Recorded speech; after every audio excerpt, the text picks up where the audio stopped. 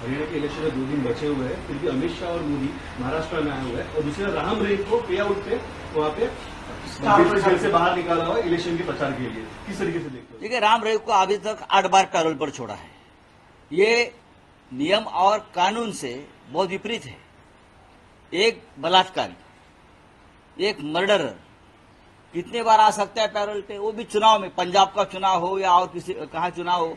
राम रहीम को छोड़ना है, लगता है ये संविधान में, नए संविधान में उसने लिख के लिया है कि चुनाव में राम रहीम को छोड़ना ही है। और यहां आकर महिला अत्याचार के ऊपर बात करेंगे, हाँ, कानून बनाएंगे, बड़ी बड़ी बातें करेंगे, किसी भी भ्रष्टाचारी को, गुनहगार को मैं छोड़ूंगा नहीं, ये बात करेंगे। ये बोगस बात है, बकवास बात है। सब आपकी सरकार और आपकी पार्टी ये लोगों के ऊपर ही बनी है, खड़ी है। आज महात्मा गांधी की 2 अक्टूबर जन्मदिन मनाया जा रहा है। क्या लगता है कि महात्मा गांधी के विचार महाराष्ट्र में आज भी है? कम ये पॉलिटिकल आपको किसने कहा?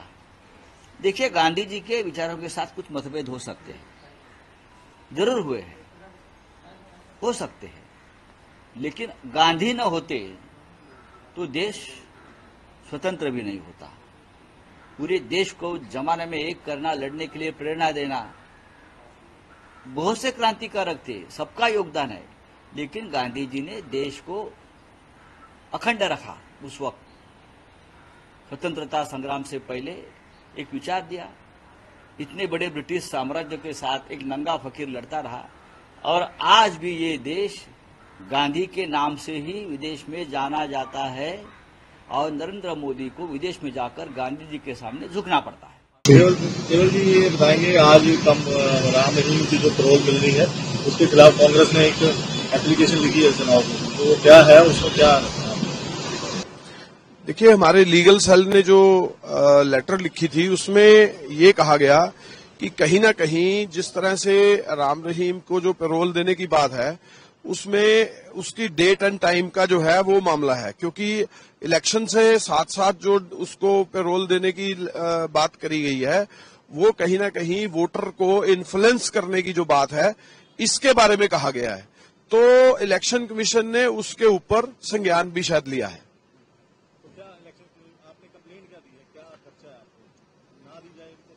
देखिए, कहीं ना कहीं जिस तरह से लोकसभा के अंदर भी और विधानसभा के बिल्कुल जब चुनाव आता है उसी के टाइम पे उसको पैरोल देना कहीं ना कहीं वोटर के ऊपर इन्फ्लुएंस की बात है। और जो पार्टियां हैं वो जैसे बीजेपी है और दूसरी पार्टियां हैं उनको इसका फायदा नहीं होना चाहिए, किसी को भी फायदा नहीं होना चाहिए।